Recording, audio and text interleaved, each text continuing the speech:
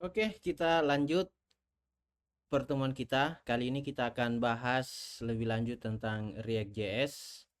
Nah, ini kan defaultnya app ya.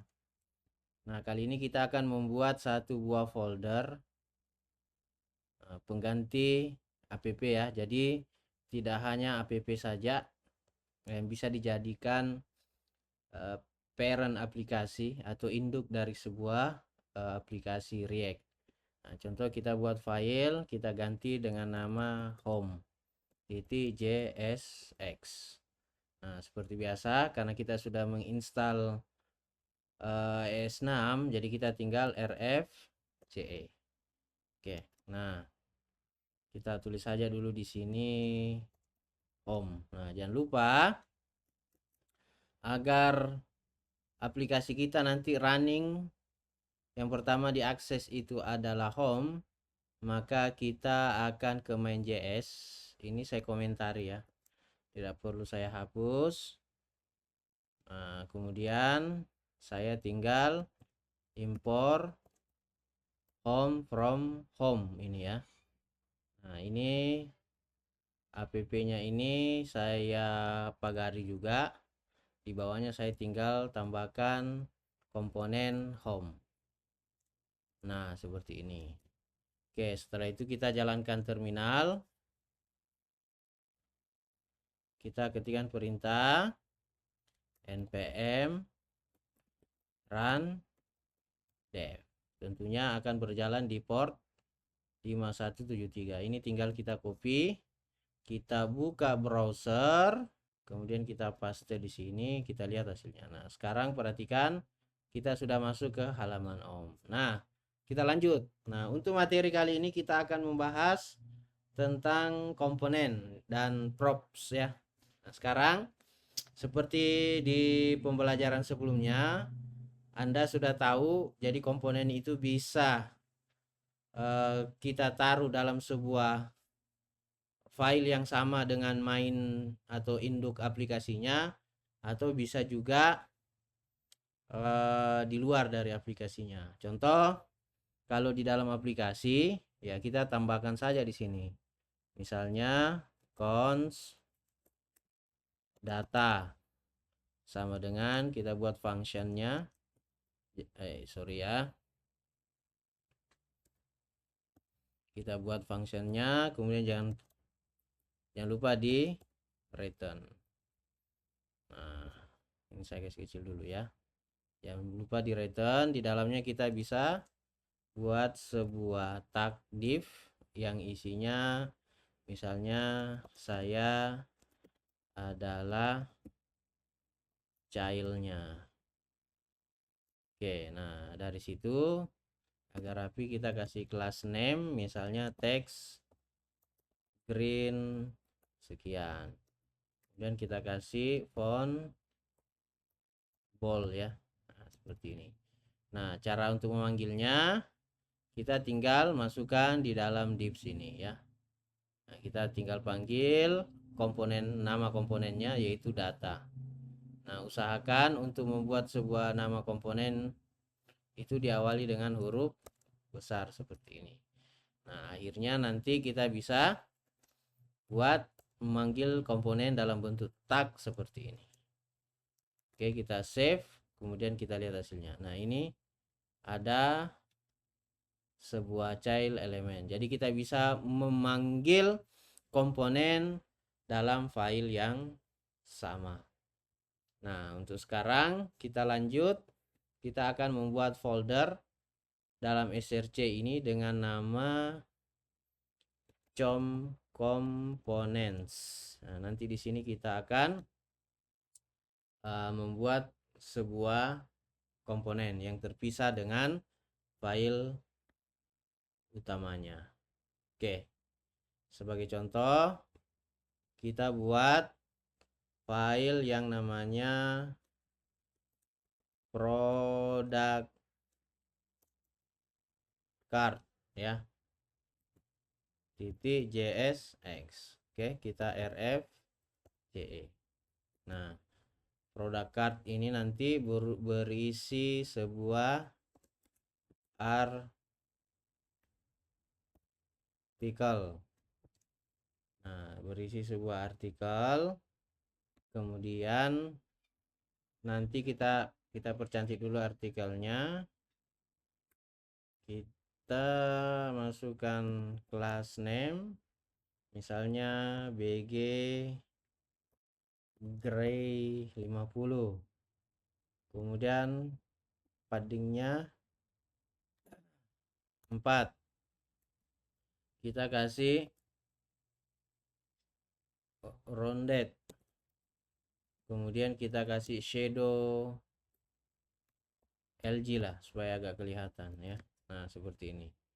Kemudian nanti kita tambahkan H2. H2 ini kita kasih nama, misalnya nama produk. Nama produk nanti isinya di sini ya. Nah, kemudian kita kasih kelas name, kita kasih font bold saja. Kemudian di bawahnya kita tambahkan tag paragraf. Nah, di sini contohnya nanti kita akan taruh sebuah harga. Misalnya 5.000. Nah, kemudian di bawahnya kita buat lagi sebuah paragraf yang tampilannya adalah tersedia. Nah, tersedia. Nah, seperti ini. Nah, otomatis ini belum tampil ya. Ini belum tampil karena kita belum. Nah, pastikan dia ekspor ya, karena kita sudah RFC ya, harusnya ekspor. Nah, sekarang kita ke home. Di home jangan lupa kita import ya. Import. Nah, dia berada di dalam folder komponen. Berarti kita harus import, misalnya namanya adalah product card, itu ada di /komponen di folder komponen, kemudian di file product card seperti ini. Nah, sekarang kita tinggal panggil. Oke. Untuk data saya hapus dulu ya. Untuk data saya hapus dulu. Nah, kita coba, karena ini adalah halaman utama, kita tambahkan saja tag main. Tag main nanti kita kasih kelas name, langsung saja padding 6. Nah, baru di bawahnya kita buat tag H1. Nanti isinya adalah pilihan produk. Kita kasih kelas name, teks 2 Excel, font bold, kemudian MB nya kita kasih 4. Oke, kita cek. Oke ya. Setelah itu di bawahnya kita buat sebuah section. Nah, ini punya HTML juga. Kemudian sectionnya kita kasih kelas name juga dalam bentuk grid. Nah, grid itu supaya bisa dalam bentuk kolom-kolom ya. Kemudian kita kasih gap 4 dan max width-nya kita kasih Excel seperti ini. Oke, nah sekarang kita akan di dalam section kita tampilkan komponen product card ini. Jadi product card. Nah, seperti ini. Oke, kita cek hasilnya. Harusnya sudah ada nama produk. Ya, nama produk ini berasal dari komponen product card. Di sini ada nama produk, ada harga dan tersedia. Nah, sekarang kita akan belajar yang disebut dengan props ya. Jadi props itu merupakan singkatan dari properties ya. Jadi di React props itu merupakan objek yang dipakai untuk mengirim data atau fungsi dari satu komponen induk ke komponen anak, agar komponen tersebut bisa tampil secara dinamis dan dipakai berulang-ulang. Ya, jadi kalau dipakai berulang-ulang itu istilahnya adalah reusable. Nah, sekarang bagaimana kita mengirim data dari komponen induk. Jadi yang dimaksud dengan komponen induk itu adalah main app-nya kita ya, atau yang pertama kali di load sama aplikasi, dalam hal ini home ya, home ya.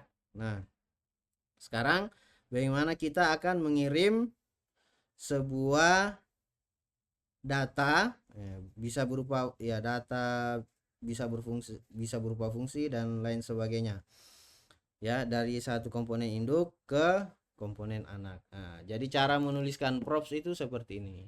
Karena dari komponen induk misalnya produk, nah ini kita bisa kirimkan garis besar ya. Kita bisa kirimkan sebuah props ya. Kita bisa kirimkan sebuah props. Jadi cara membuat props itu nama, kemudian sama dengan. Nah, kemudian juga kita bisa menambahkan nama, mengirim sebuah data dalam bentuk string. Nah, misalnya kita masukkan nama produknya misalnya mouse. Nah, ini props pertama dengan nama ini. Kemudian kita buat props lagi namanya harga. Nah, harga ini jadi ini bisa kita kirim juga string, kita juga bisa mengirim sebuah variabel atau apapun itu. Jadi contoh kita mengirim sebuah objek harga, misalnya kita kasih angka 85.000. Kemudian kita kirim props lagi yang namanya tersedia. Nah, tersedia sama dengan, jadi selain kita bisa mengirim sebuah objek, kita juga mengirim sebuah string, dan bahkan juga kita bisa mengirim, misalnya saya mengirim sebuah data yang tipe data yang namanya boolean ya, saya kirim sebuah boolean dalam keadaan true seperti ini. Nah, inilah cara menuliskan props dari komponen induk. Nah, terus bagaimana komponen child atau komponen anak menangkapnya? Jadi kita coba masuk ke product card. Nah, untuk menangkap props ini ada nama, harga, dan tersedia. Kita akan tangkap di komponen anak dengan menambahkan bentuk objek di sini. Kurawal, namanya tadi nama, kemudian koma, harga, jadi dia adalah bentuk variabel juga sebenarnya. Kemudian tersedia. Ingat ya, ini harus sama, karena ini nama harus sama juga dengan yang ada ini, yang kita kirim ini, properti ini. Ada nama, harga, tersedia. Jadi harus sama, tidak boleh beda. Nah, jangan sampai Anda typo. Nah, sampai di sini kita sudah bisa mengirim props. Kita refresh dulu. Nah, ini kan belum berganti ya. Nah, tadi kita mengirim yang namanya nama mouse ini. Nah, sekarang bagaimana menggunakannya? Tinggal mengganti.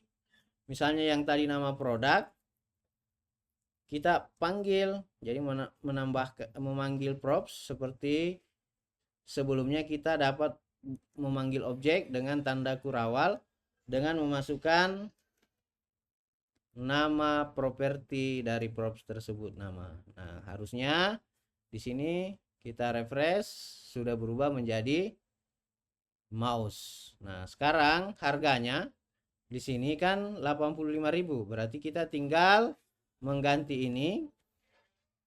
Kita tinggal mengganti ini dengan cara menghapus, menambahkan objek, kita masukkan nama propsnya harga. Oke. Nah, langsung muncul. Jadi ini kita bisa tambahkan rupiah di sini. Oke. Kemudian kita lihat hasilnya 85.000. Oke. Nah, sekarang apakah tersedia atau tidak. Nah, kebetulan kita mengirimkan sebuah props dalam bentuk boolean true. Nah, ada satu hal lagi yang kita wajib tahu ketika kita menggunakan React.js ini, yaitu yaitu operator ternary. Jadi ada namanya operator ternary. Nah, apa itu operator ternary? Jadi operator ternary itu merupakan bentuk ringkas dari percabangan if else ya. Daripada kita membuat kondisi if yang agak panjang, kita bisa ganti dengan operator ternary. Jadi operator ini menggunakan 3 bagian ya, yaitu kondisi, nilai jika benar, dan nilai jika salah. Nah, cara membuat operator ternary ini saya kasih class name dulu, text sm ya. Nah, seperti ini. Nah, untuk membuat operator ternary, kita buat kurung kurawal, kita ambil props tersedia. Nah, kemudian kita kasih tanda tanya, apakah tersedia? Maka jawaban jika kondisinya true, benar, maka dia tersedia. Nah, sebaliknya titik 2, jika tidak, maka kondisinya stok habis misalnya ya. Jadi operator ternary ini terdiri dari 3 bagian. Yang pertama, ini kondisinya tersedia. Jika nilainya benar, maka dia tersedia. Jadi jika nilainya salah, maka stok habis. Jadi ini kondisi true-nya, ini kondisi false-nya. Oke, kita buktikan hasilnya. Maka di sini adalah tersedia. Nah, jika kita misalnya rubah di sini menjadi ini kan true ya, boolean true, kita rubah menjadi false. Nah, nanti tentunya di sini harusnya stok habis. Nah, lihat. Stok habis. Jadi itulah fungsi dari operator ternary. Jadi mempersingkat kondisi if else ya. Dan ini wajib kita tahu karena akan sering-sering kita gunakan dalam sebuah komponen di React ini. Nah, demikian materi kita terkait dengan komponen dan props. Nah, satu lagi, salah satu kelebihan dari komponen ini, kita bisa membuat komponen berkali-kali, memanggil komponen berkali-kali. Jadi tanpa harus membuat kode lagi. Jadi dalam hal ini istilahnya adalah reusable. Contoh. Nah, di sini kan baru ada komponen card ya dengan nama mouse. Jadi kita bisa copy, kita duplikat ini ya. Nah, ini komponen kedua. Misalnya kita kasih nama keyboard. Keyboard. Nah, harga keyboard misalnya 150.000. 150.000. Maka secara otomatis, nah misalnya ini tersedia, kita kasih true. Maka secara otomatis cardnya akan menjadi 2. Ya, dengan satu kode kita bisa menggunakan hanya mengganti nilai propsnya saja. Nah, ini bisa berkali-kali. Contoh kita tambah lagi.